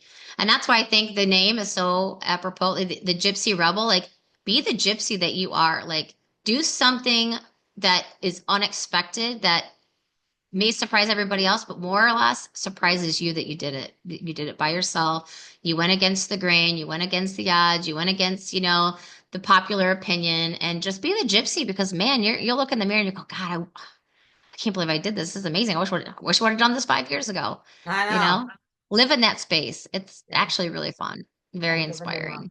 Yeah. And Yeah. live in the now. Thank you so much for being here. Oh my God. You're Thank amazing. you. We need This to do was it so again much sometime. fun. If you enjoyed this episode, reach out to Kris. She is very open. She is obviously super cool, as you've noticed from our conversation. And also, if you guys are interested in doing my free declutter program, grab your little course in the description link below. So I hope you enjoyed this, and I hope you make some subtle changes in your life and explore a little bit more and have fun and just embrace life, embrace the changes, and really follow your inner voice. If you enjoyed this episode, definitely share it with your friends, with someone who would really benefit from that, who might need to hear this. See you in the next one.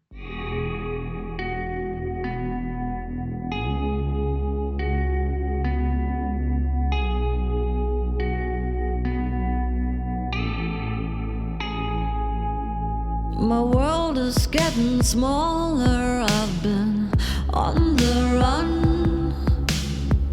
Had to get away from all the toxic ones. I don't need your fake love, your plastic smile. I might be dead to you, but I'm still alive. I'm a self-made rock star rebel bitch, and I'm back from the dead.